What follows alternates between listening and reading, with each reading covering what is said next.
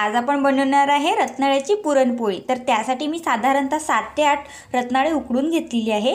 त्यानंतर आपल्याला 1 ते अर्धा वाटी तूप लागणार आहे, 1 वाटी गूळ, त्यानंतर मी इथे ड्रायफ्रूट्सचे पावडर करून घेतलेले आहे।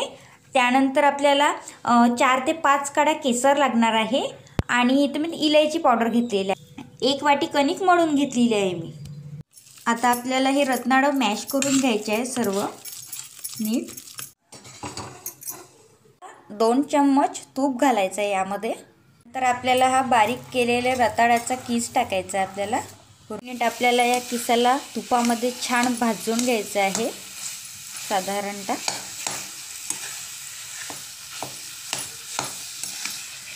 1 वाटी गूळ घालायचा आहे।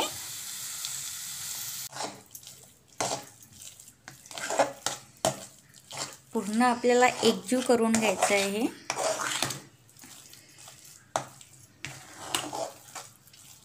बघू शकता तुम्ही आपल्या रताळ्याचं पुरण किती छान झालेलं आहे, एकदम एकजीव झालेला आहे। आता आपल्याला यामध्ये ड्रायफ्रूट्स पावडर घालायचं आहे आणि सोबतच इलायची पावडर घालायचं आहे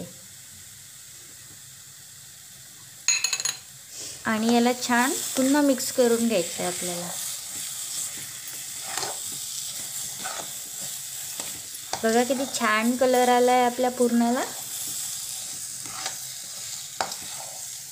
पुरण हे अगदी रेडी आहे, बघू शकता तुम्ही। आता आपल्याला यामध्ये केसरच्या 2-3 काड्या घालायच्या आहे लास्टमध्ये आणि छान पुन्हा एकदा मिक्स करून घ्यायचं आहे। आपलं पुरण हे पूर्णपणे आता रेडी झालेलं आहे।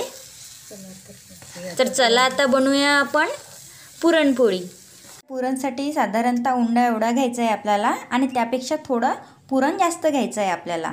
या उंड्याची छान पोळी लाटून घ्यायची आहे गोल। बघा आपल्याला यामध्ये पुरण भरून घ्यायचं आहे आणि अशा प्रकारे छान त्याची जी वरची कणिक आहे ते काढून घ्यायची आहे आणि आपल्याला ही पुरणपोळी आता छान लाटून घ्यायची आहे।